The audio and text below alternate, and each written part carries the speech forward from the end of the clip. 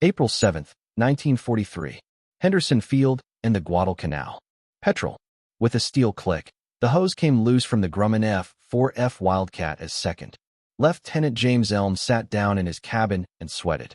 He didn't know that the next 15, in just minutes, he would go from being a normal worker to an American hero. His hands were still rough from years of working with marine engines in his dad's shop in San Francisco. He grabbed the control stick with a surprising amount of force, steady for a man who was about to fly his first war mission. The radio came to life with words that would make everything different. In bad shape, read, "It's in very bad shape. 150 Japanese planes are coming from the north." Every captain in the Guadalcanal understood what it meant. The biggest enemy air raid since Pearl Harbor was about to happen, and you were in the way of those planes. And the American fleet were 76 Allied fighters frantically trying to get up in the air. One of them was a 22-year-old, a man who used to work in factories and had never fired his guns in anger and had only seen enemy planes in training videos. Never been through the chaos of air battle. One thing that none of the Japanese fighters, they knew as they moved closer in carefully planned lines that they were about to meet a mix of natural skill, careful training, and pure feeling that would perform one of the most amazing battle displays in the history of flight. James Elms Swett was born in Seattle, Washington, on June 15, 1920. The first, George Elms Swett, and Nellie Emily Burns Swett's third child. His, George, my dad, was an electrical engineer and Marine Corps Reserve who started a business that made pumps and engines for the sea. James was young when his family moved to San. George set up his business in the San Francisco Bay Area in San Mateo, California. The business specialized in maritime industrial equipment, the boring but necessary tools that kept ships going. Harbors are working. James grew up around tools and other useful things. Valves, how to figure out horsepower, and pump specs. He went to high school at San Mateo. In no way did he look like a future hero. James went to college after graduating in 1939. At the College of San Mateo, the local junior college that most people thought was the end of their schooling. Living class people.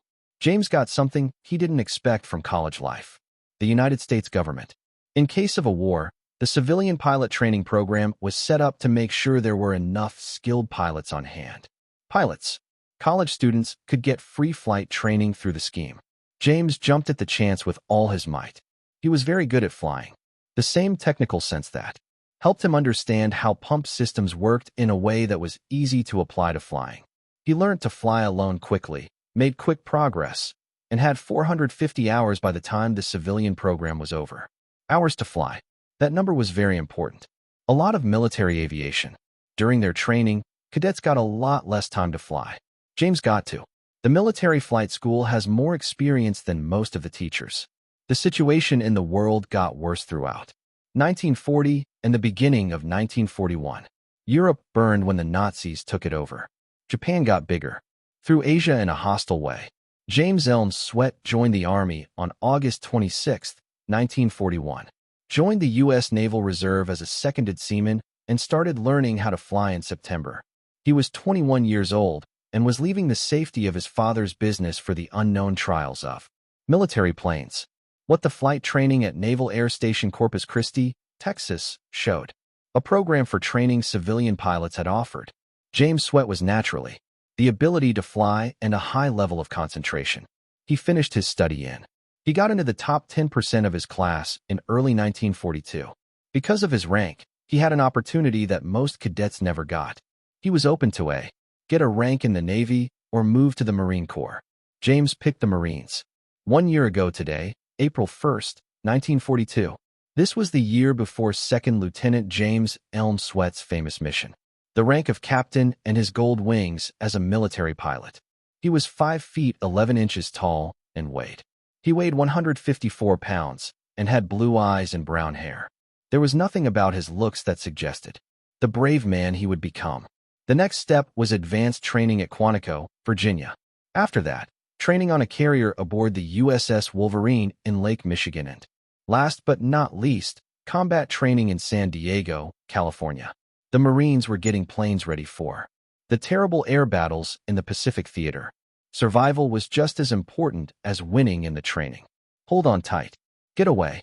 Do not turn with a zero. Use your partner. Save your ammo. Goal. Carefully. The lessons were given by teachers who had lived through the early disasters at Wake Island and Pearl Harbor. They knew what would work and what would kill you. It was March 1943 when Second Lieutenant Swett was sent to the Southwest Pacific. On board the USS Nassau, an escort carrier. It took weeks to get there. First to Hawaii, for training and techniques, and then they went to the battle zone. Veterans told stories about what? Japanese strikes that never stopped, pilots flying 4 missions a day, and deaths. So bad that whole groups were wiped out in just a few weeks. Is VMF 221 when they got to Espiritu Santo in the New Heads in late March, the pilots got their last training before going forward. Swett was sent to Marine Fighting Squadron 221, also known as VMF 221.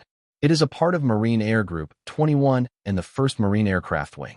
When the squadron defended Wake Island in December 1941, it got a good name, where 4 Wildcats and their pilots had bravely fought against huge Japanese forces. VMF 221 took off from Espiritu Santo with new pilots and planes. Santo to Henderson Field on the Guadalcanal to join the air operation that was already going on. Henderson Field stood for American Drive, built at first by Japanese builders. The sailors took it over in July 1942, and the 1st Marine Division took it back in August 7th and fought off Japanese attacks for 8 months straight. By any measure, the runway stayed rough. A single track made of steel planks that have been pierced, and walls made of sandbags, palm logs, and tents for living and working. It rained and turned the place into a swamp. Heat. And the heat was awful. Malaria was very common. But Henderson Field was still. This could have been the most important land in the Pacific War. Allied planes taking off from Henderson controlled the water around the Guadalcanal and stopped the Japanese from coming in. If you ran Henderson, you ran the Solomon Islands. Being in charge of the Solomon Islands meant protecting the supply line. Get to Australia. It was all up to that one muddy runway and the guys who flew from it. James Swett did his first weeks on the Guadalcanal were spent learning how to fight without actually fighting anyone. VMF 221 was always sending out patrols, but Swett's section never got in touch. He completed routine missions, became comfortable with his plane, and became friendly with his fellow pilots. Held on. Early in April 1943, Allied intelligence picked up on the situation, and the waiting was over. Scary Japanese preparations. Reconnaissance planes took pictures of huge groups of enemy planes. At Bougainville, Balali, Rabaul, and Kahili, Japanese radio traffic went up dramatically. What the Americans found was Operation Wigo, Admiral Isoroka said. Yamamoto's air attack was meant to stop the Allies from moving forward. Yamamoto had gathered almost 350 planes for the mission, which involved fighters and dive bombers from 4 aircraft carriers to help air troops on land. The first big. On April 7, 1943, an attack was planned to go after ships and planes at the Guadalcanal. Yamamoto broke 67 ID-3A. The Allies gave the dive bombers the code name Val and had 110 Mitsubishi A6M0s follow them. Fighters. The formation had 177 planes that took off from sites more than 400 m away. To the northwest, the raid was planned out into 6 parts. 2 wins by fighters would get there first. Then, 4 waves of dive bombers would hit at exactly the same time. Commanders from Japan planned for a lot of success. American intelligence had seen the buildup, but wasn't sure what the exact time. Watchers on the coast, brave Australian and New Zealand viewers who hit on islands that the Japanese held gave early warning. In the early hours of April 7th, reconnaissance planes saw behavior that made them think an attack was about to happen. At 12:26 p.m., coastwatcher reports of the groups coming closer reached Guadalcanal. At 2 p.m., when the raid was about to happen, Henderson Field sent out a read the condition. Every fighter that was available was ready to go. At noon, Lieutenant James Swett told his group of 4 Grumman F4F Wildcats to go on a. There is a regular military air patrol over the Russell Islands, which are 30 miles northwest of Guadalcanal. The search showed that. No problems. After 2 hours in the air, with little fuel left and no enemy attack, Swett took his group back to Henderson Field. They got off the plane around 2 evening and were driven to the revetments. Aviation fuel was hand-pumped into the Wildcats right away by workers on the ground. Tanks. 117 gallons were needed for each plane. It would take at least half an hour. Swett got out of his cabin, stretched his sore legs, and got ready to wait. After that, everything changed. The man in charge of operations made a quick choice. Start everything. It was better for planes to be partially fueled than to get stuck on the ground. It was sweating. When the alarm went off, he was still standing next to his Wildcat, which had the bureau number 12,084. Crews on the ground yelled at him to get up. The fuel hose was pulled off of his wing tank, spilling valuable petrol all over the steel decking with holes in it. There were 76 Allied soldiers scurrying for heights around him. 36 F4F Wildcats from the Navy. There are 13 P-39S, 12 P-38S, 9 F-4U Corsairs, 6 P-40 Warhawks, and 6 units. High Airacobras. Every attacker in range was thrown into the air to fight the Japanese armada that was coming. Swett flew a Wildcat, which was the first carrier in American history. Soldier. Already old-fashioned, but still dangerous in the right hands. The F4F4. 3 650 caliber Browning M2 machine guns were placed in each wing of this type.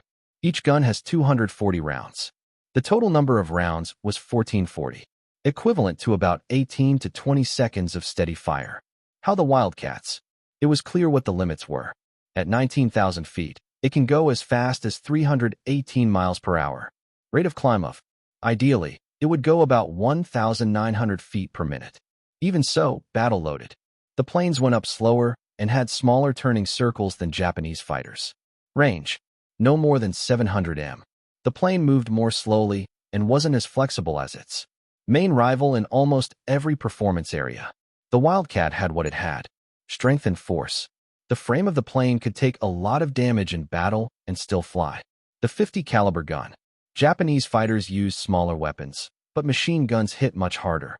American pilots learned how to take advantage of these benefits by focusing on diving attacks, helping each other, and, instead of long-lasting turning dogfights, people should withdraw. Swett pushed his throttle forward and felt the Pratt & Whitney R1830-86 twin Wasp engine roars to life. There were 3 blades on the rotor, which had 1,200 horsepower and moved the Wildcat forward. The fighter moved slowly because it was carrying a lot of fuel and ammo. It had to use every inch of the short track to speed up. Swett slowed down on the at 70 miles per hour. Stick, and the Wildcat reluctantly took off into the air. His landing gear went up. By hand. Turned the retracting handle 30 times to fold the wheels into their wing slots. The method called for his left hand flew the plane while his right hand took off the gas for almost 30 seconds. The process was very tiring during the most important part of takeoff, but every Wildcat pilot had done it 1,000 times before. Once Swett was in the air, he joined his 3 wingmen and started the desperate climb for height. Japanese fighters that dive would get close at 15 to 20,000 feet. The American soldiers had to get there. Height or higher. It was very painful for pilots to watch the Wildcat climb. The enemy was coming at them at 300 miles per hour, going about 1,800 feet per minute in. In battle conditions, it took almost 9 minutes to get to 15,000 feet. In and around Swett, there were many American jets in the sky, all of them trying to get higher, trying to beat the clock. Swett could see the water north of Guadalcanal below him. Canal. There were 3 battleships and several other American ships in Tulagi Harbor. There are cruisers, cargo ships, tankers, and support ships. A lot of American sailors didn't know that 177 Japanese planes were coming to attack and destroy them. The radio. The net was full of stories. Coast Guards are keeping an eye on the raid. Fighter leaders are in charge of planning the intercept. Pilots record their locations and heights. The organized chaos of war in the skies in 1943 before modern command and control, there was advanced radar, and everything rested on sight and voice. Radio. It was around 2:15 p.m. from 14,000 feet above the Russell Islands. Swett saw them. There are dark spots in the blue sky to the northwest, getting bigger very quickly. Dozens of planes lined up closely, more than Swett had ever seen, more than he thought was possible. The whole Japanese raid that spanned miles of sky and was organized into clear parts. coming at you with terrifying drive. Swett turned on his radio mic. Bandits in Tallyho at 12 a.m. Several bogeys. His voice stayed the same, which, the fear that was making him tense up was gone. The maker of Fighter admitted. All fighters get into it. Have a good hunt. That was it. No complicated plans. There was no careful planning. Just join in. 76 American pilots fought 177 Japanese planes. Swett rolled his Wildcat into a sharp dive turn, getting ready to charge the dive bombers. His sidekicks came after, keeping formation discipline even though things were going crazy around them. He could see the Eisht 3A below and ahead of him. Val dive bombers lined up in neat rows. Each of the Vals had a single engine, 2 people on board, and a 1,000-pound bomb. They were out of date, slow, and they were weak, but if they got to their targets, they were dangerous. Swett picked 3 Vals that were slightly farther away from the main building. Putting his group above and behind them, he set, ready for the classic high dive attack. The Japanese gunners in the back would see him coming but would have a hard time stopping him. Following an object while diving very fast, Swett came out of his dive at 350 miles per hour, just behind the passing Val. The Japanese planes filled his gun sight. In seconds, it went from being a small outline to a clear target. Range: 200 yards, 150 yards, and 100 yards were stopped. The trigger was pulled by Swett. 650 caliber machine guns went off at the same time. The noise was so loud that he couldn't hear his leather helmet. The Wildcat shook from the impact. Searchers reached out to the Val. The first burst hit the Val's left wing and midsection. Parts of a piece of metal came off of the Japanese plane. The person in the back stopped shooting. The Val started to smoke and then burned, then went off in the air. Kill first. Swett didn't have time to think. Not enough time to have fun. He was already lining up the second Val, which was trying very hard to get away. The pilot from Japan dove towards the water. Swett then followed, keeping his Wildcat behind and slightly above him and shooting short, accurate bursts. The Val caught fire and fell down second. Not long ago, I killed 2 people. Wetness. They sped up and looked for the third Val. The captain from Japan had seen his friends ruined and was trying to get away. He used the energy from his dive to keep going as Swett climbed after him. Search. The Val was slow. At level flight, it was only going 200 miles per hour. The Wildcat shut down. Steadily up. Swett shot a long burst from 100 yards away. The Val blew up, and it rained pieces of trash into the ocean below. 3 enemy planes were shot down in his first 90 minutes. Seconds of battle. There are 3 bombs that will never get to American ships. But Swett had grown apart from his. Split up during the attack. His wingmen had each attacked a different target and were now spread out over the sky. He was by himself in the middle of the Pacific War's biggest air fight up to that point. As the Swett rose back up to during the main battle, American anti-aircraft fire began from the ships below, the sky and everything in it. At a high level, the gunners couldn't tell the difference between American and Japanese planes. They shot at everything that moved, filling the air with shells and shrapnel that went off. A sudden attack by anti-aircraft guns went off near Swett's left arm. The aileron and the surface of the wings were both hit by shrapnel. The cat, all of a sudden, became harder to control, and you had to keep pressing down on the stick to keep it level. Unless an expert pilot may have taken a break. Swett looked over his tools. Oil. The engine temperature and pressure stayed the same, and the flying controls were still working even though the wing was damaged. He was still able to fight. It only took seconds to decide. He was going to keep fighting. Above and below, Swett saw a group of 6 more Valves coming towards Tajai Harbor to launch their strike. The bombs were flying towards the target in a loose line that looked like a stern. They had been. The fierce American intercept broke them off from their fighter support and left them flying alone. They got wet. He was so fast that the Japanese pilots never saw him. Going down from above, Swett walked up behind the last bomber in queue with the sun at his back. He got within 100 yards. Before the gun goes off, the Val blew up right away, its bomb going off from the gunfire. Swett shot through the debris cloud, and for a short time, his window was clear, covered in smoke and pieces. He backed up a bit and got the next target and shot one more burst. The second Val caught fire and fell away. Swett slowly made his way up the queue, firing in short, controlled bursts to save ammo. Each sentence matters. For every Val he destroyed, one less bomb hit an American ship. It took more for the fourth Val. Hits to destroy. It was getting low on Swett's ammo, so his bursts were getting shorter. He got to less than 50 yards. You could see the Japanese rear gunner desperately shooting at him because you were close enough. You were close enough to see the pilot's scared face. Swett shot until the Val caught fire and fell into the water. He now has a total of 8 hits. 7 enemy planes were shot down.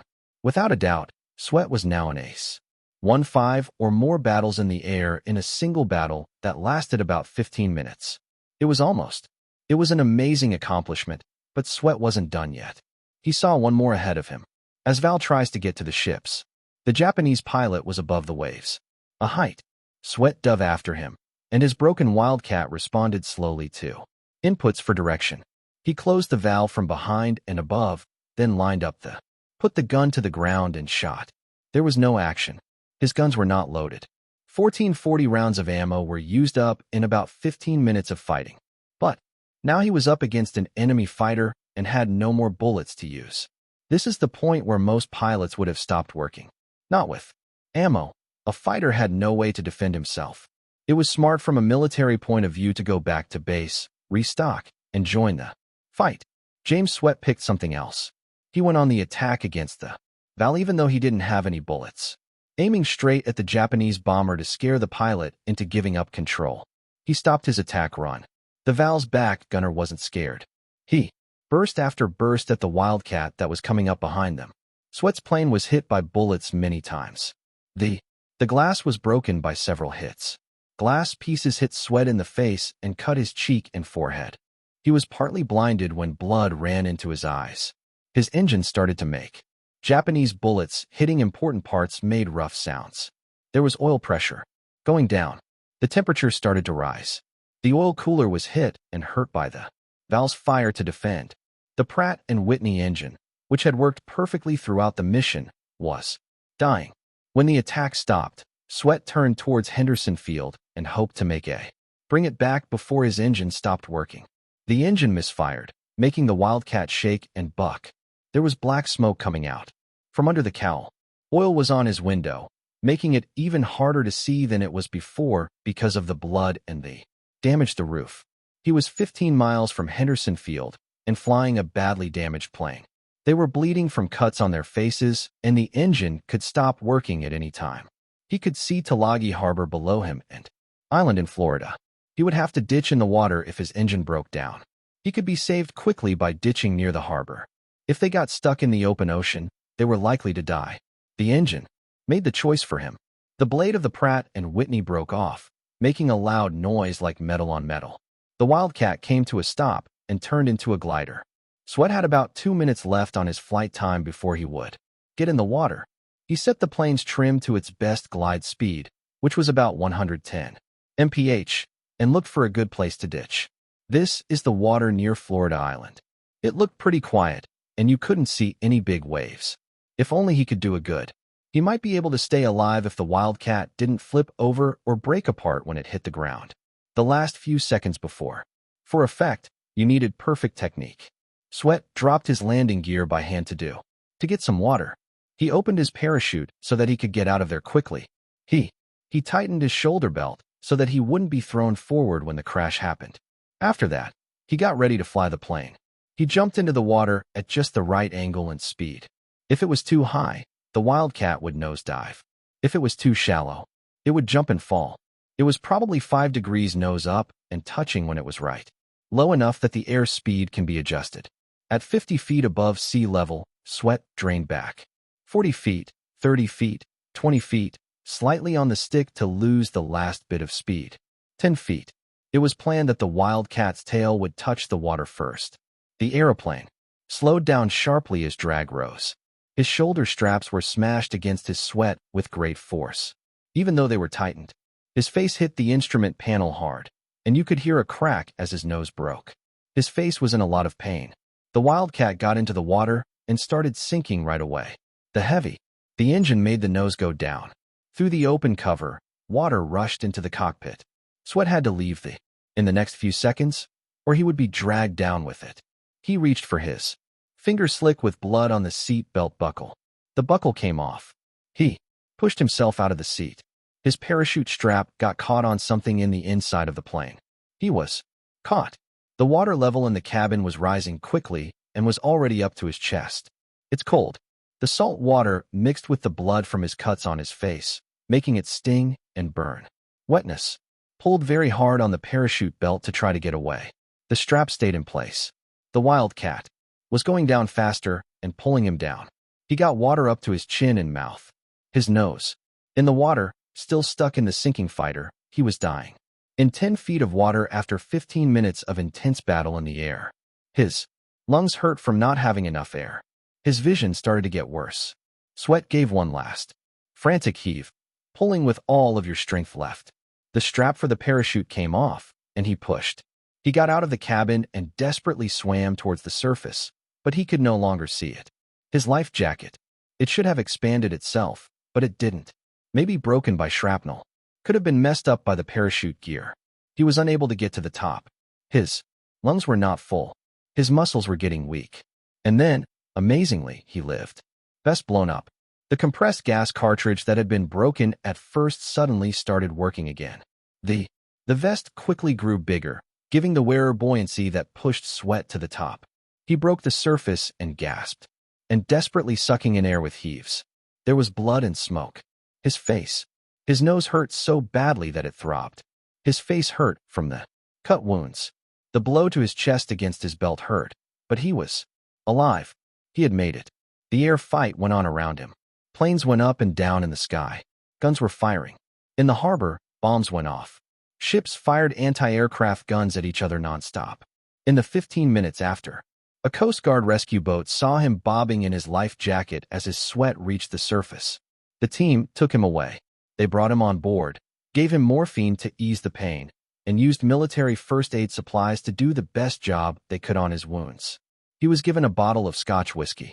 He was thankful as he drank, and the booze burned his throat, warming up his shocked body. He was taken by Coast Guard boat to Tulagi Harbor, where he was moved to There is a naval hospital at Guadalcanal. Doctors checked him out, cleaned, and stitched up his cuts and scrapes on his face, fixed his broken nose, and checked for injuries inside his body. Interestingly, besides the cuts and broken nose, Swett was pretty much all that was visible. Not hurt. Only the nose was broken, and there was no damage to the inside at first. Found out. The drugs eased the pain enough that it could be dealt with. After the treatment, while he was getting better at the naval hospital over the next few days, Swett had visits from his squadron buddies and officers of intelligence. His strikes on the valve formations had been seen by many people. Other planes, proved by seeing his repeated diving strikes. Anti-aircraft troops on the ships had seen his long attack on the planes of the enemy. The intelligence officer's conclusion was clear. James Elms Swett, the second lieutenant who left, had destroyed 7 enemy planes, which was proven. In his first mission to fight, the test made Swett an instant star, one of the few pilots who can fly an ace in a day. Not only that, Admiral Mark Miter. He personally put forward Swett for the Medal of Honor because he was in charge of Navy aviation forces in the South Pacific. The recommendations would go through the proper processes, but Mitch's nominations were rarely turned down. After getting better, Swett went back to VMF 221 and started flying again after a while.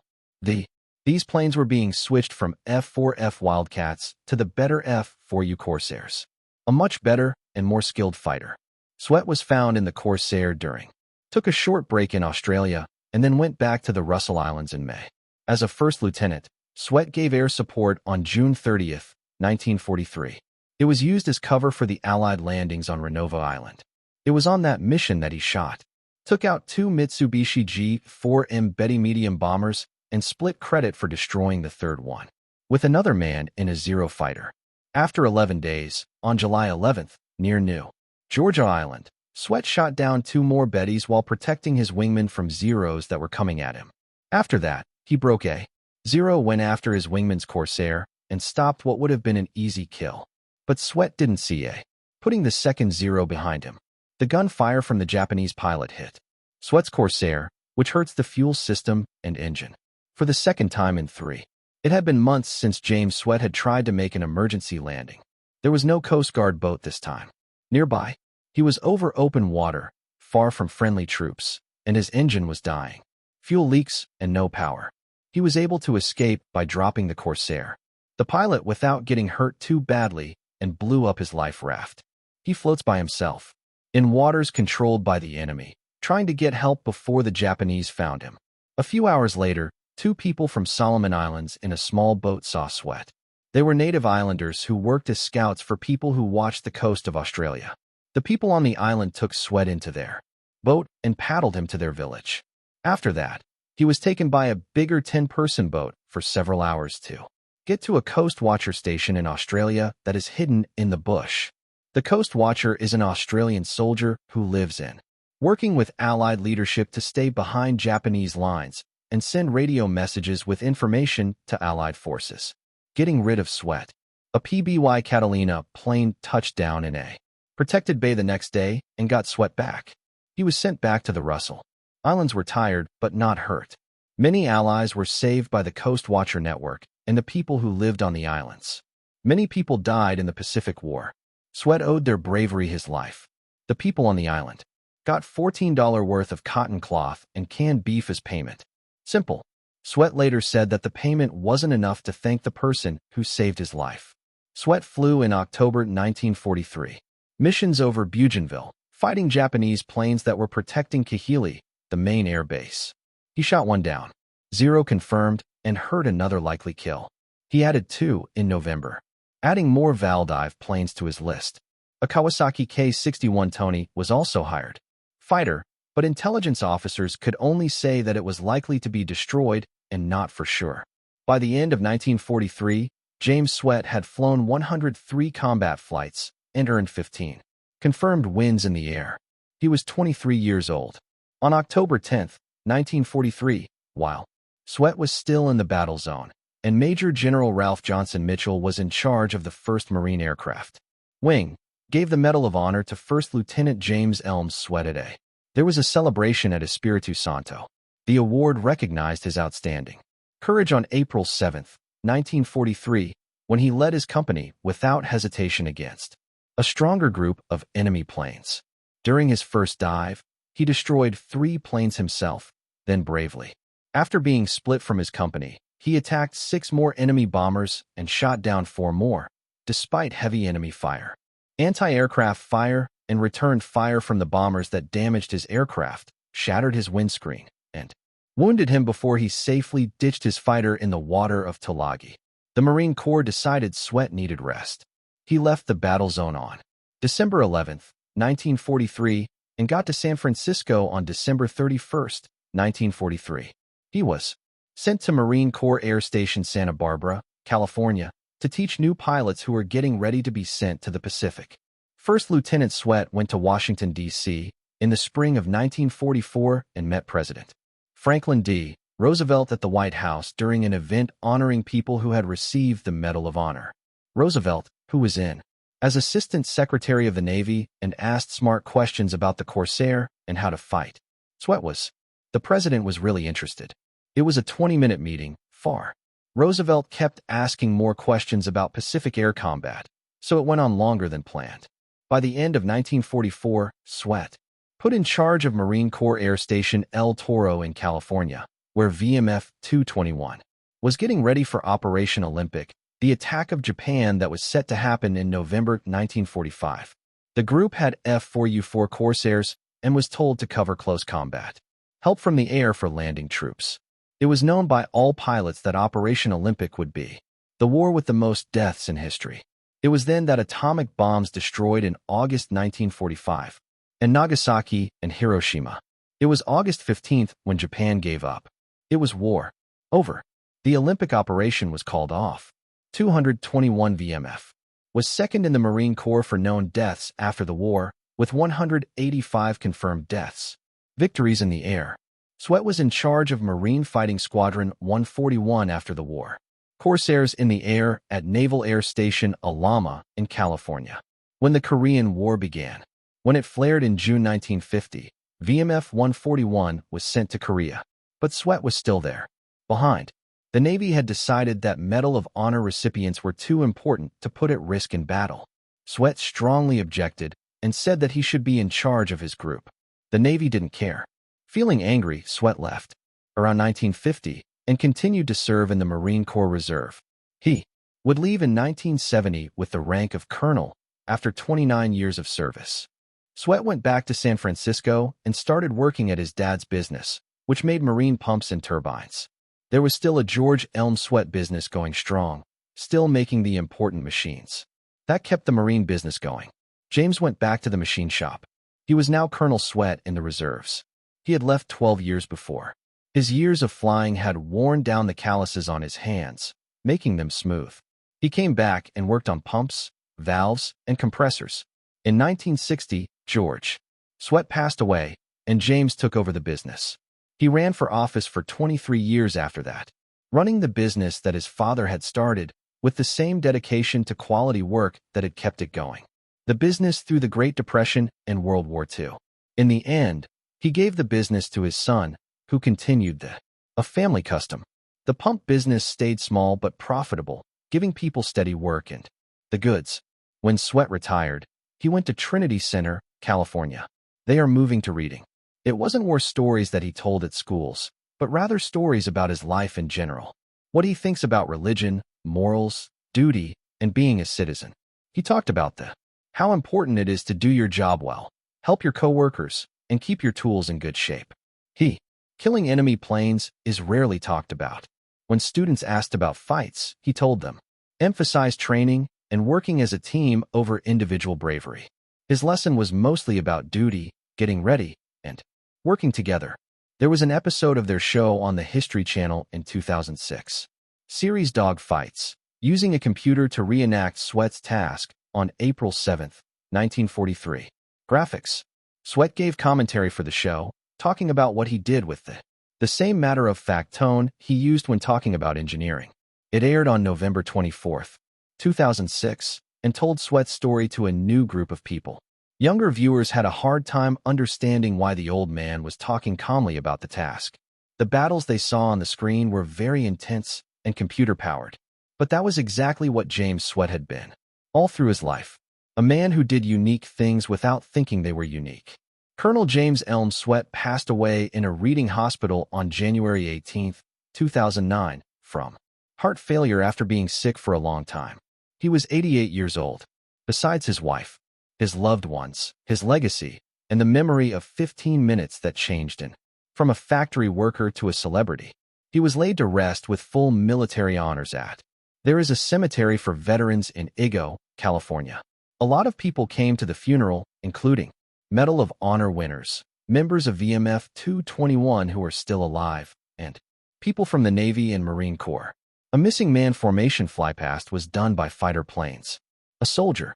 The honor guard saluted with 21 guns. Sounds of taps could be heard all over the graveyard. The American flag that was draped over his casket was folded with military accuracy and given to his family. The story of deep facts about bravery and character are revealed by James Elms Swett. Of the men who helped win World War II, Swett wasn't a trained soldier from a military background or who went to top schools. His family was poor, and he was from the San Francisco Bay Area who was naturally good at flying and had unbreakable guts. His story was done thousands of times all over the Pacific Theater. Farmers turned into tanks. Commanders. Shop owners turned into attackers. Workers in factories became sailors. America took regular people and turned them into a military force that beat professional troops. Had trained for many years. The change was planned and thorough, and it was based on American values. Understand naturally. Give great instruction. Give us the best gear possible. Allow people to make their own choices. Reward people who take the lead and act aggressively. These ideas, which are against authoritarian military systems, led to battle success that totalitarian systems couldn't match. Regimes were not able to match. The American military created tens of thousands of skilled soldiers and pilots who did things that enemy leaders thought were impossible. 7 Japanese were shot down by James Swett. Aircraft on his first trip, not because he was superhuman, but because he had been trained very well and done his job well. Fully armed and given the freedom to act on his own. He was the only one who decided to charge without weapons, made quickly based on gut and training. This one-person effort American fighting was marked by this willingness to take responsibility without asking for permission. Efficiency during the whole war. With the help of technology and training, winning was possible, but individual bravery was still very important. When you compare production numbers, you can see the difference between industries that affected the result of the Pacific War. During the Great War, 2, the United States made around 324,000 different kinds of airplanes. What Germany made? A total of about 94,000 planes. Japanese companies made about 76,000. Combat planes. The United States made more airplanes than the United Axis. Sum up a lot, but numbers alone don't show how much better America is. American. In general, planes were more durable, could carry more ammunition, had better tools, and were serviced by better trained ground workers with an endless supply of spare parts. AF4F. A Wildcat that was killed in battle was replaced within days. A Japanese zero-bombed. Due to delays in production and a lack of materials, it might not be possible to replace for months. American training for pilots. In the same way, they stress quality over number. The U.S. taught about 193,000 pilots how to fly during World War II. More than 317,000 cadets began training. Get rid of. Even when there weren't enough pilots, rates stayed above 39%. The system set priorities. Very good. Realizing that pilots who weren't properly trained died quickly and didn't reach their goals. Japan had to lower the standards of training as costs rose.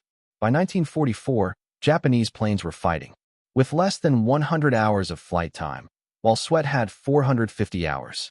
Before joining the service, plus a lot of training, Japanese pilots lost their lives in their first missions, but they couldn't stay alive against skilled American pilots flying better planes. This led to a death. Japan's expert pilots were killed faster than they could be replaced, which led to a downward spiral. Pilot quality, more losses, and a faster drop. America kept making confident, well-trained pilots who flew better and better planes with the help of issues that are endless. But guys like James Swett still had to face enemies, even with these benefits. Fire and put your life at risk. Courage by itself wasn't enough, but it was still necessary. When James Swett came back to America after the war, it had been changed by total mobilization. From being stuck during the Great Depression to having full employment and booming output, the economy had exploded. Some new businesses had been made pretty much overnight. The country had learned it had skills it didn't know it had. This change was especially clear for combat soldiers who had just come back from war. Their eyes had seen American military power abroad and now come home to see American economic power at home, bringing about incredible wealth. The two of them were linked. Cars could be made with the same industrial ability that made airplanes.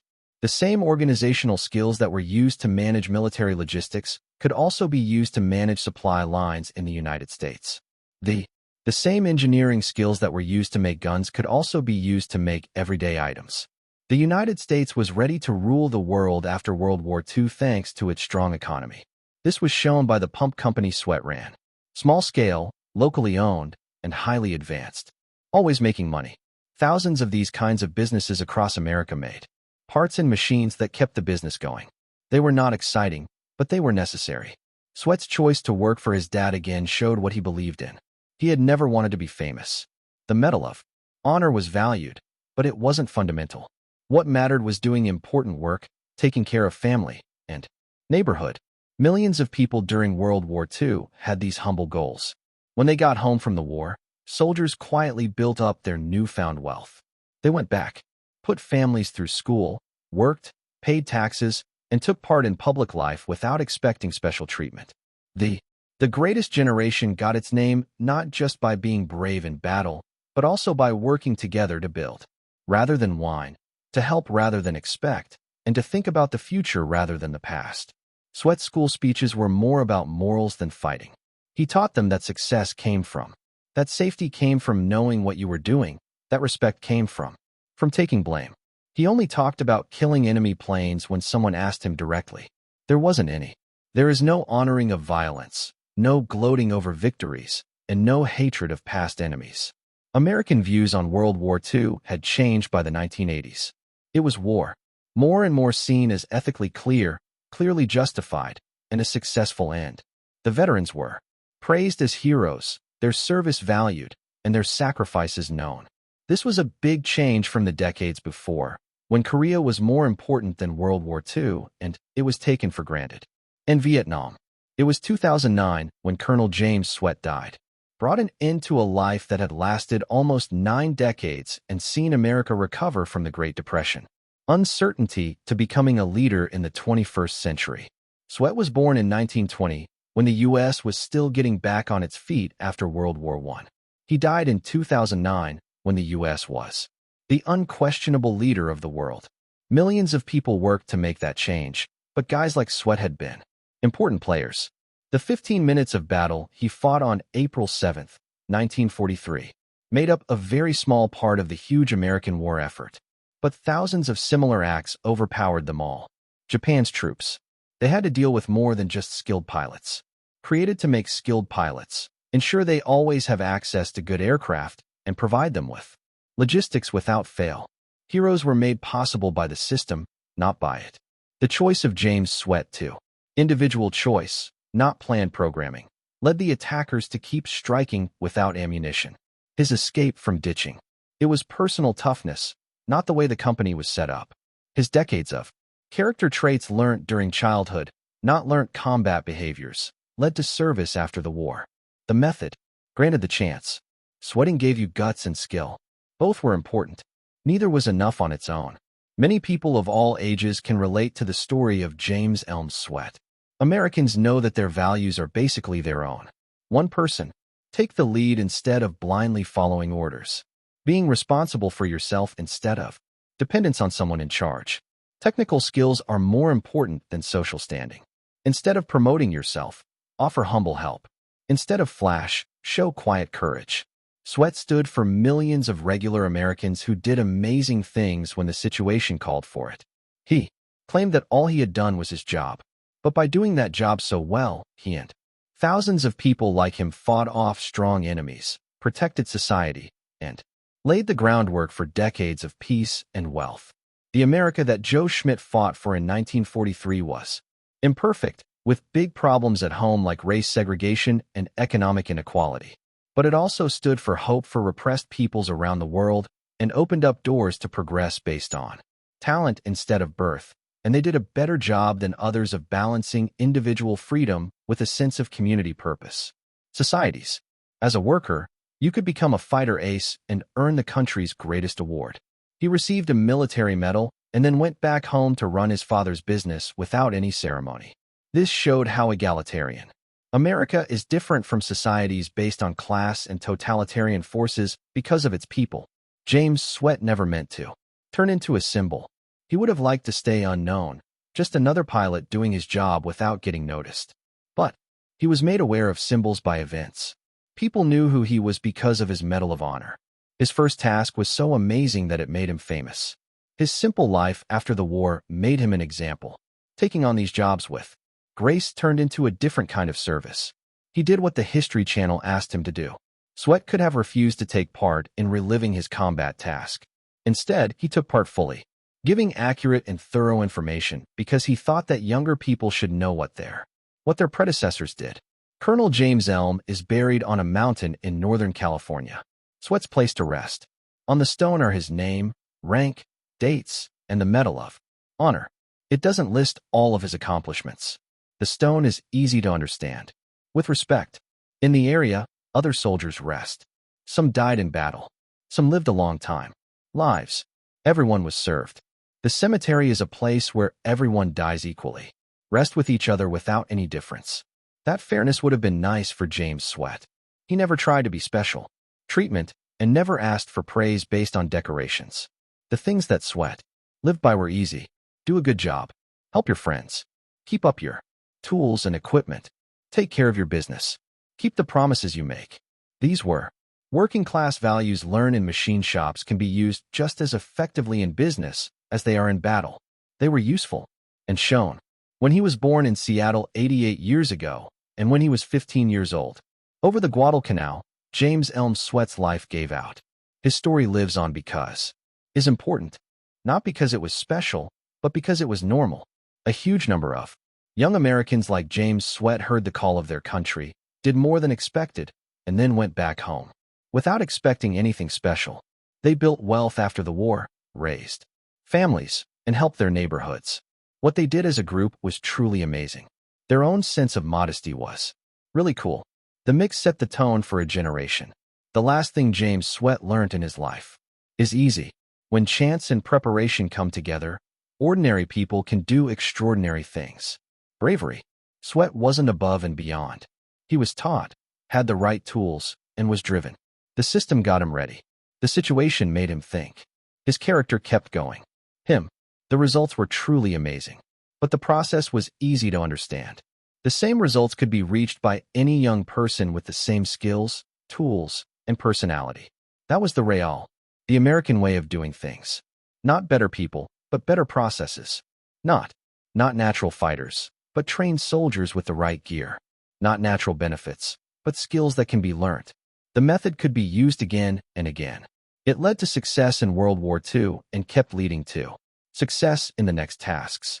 The last one, James Elms Swett, died in 2009. Members of the greatest age slowly left the world. His death put an end to one man's journey, but the continuation of the values he lived by, courage and humility, skill and modesty, service, and being a good citizen. These values are just as important now as they were in 1943. Threats change, technologies get better, and problems arise in new ways, but fundamental. The traits that helped Swett's generation succeed are still relevant today. By recognizing James Swett's work, we honor a whole generation. We can learn things about ourselves that are useful now by studying his life.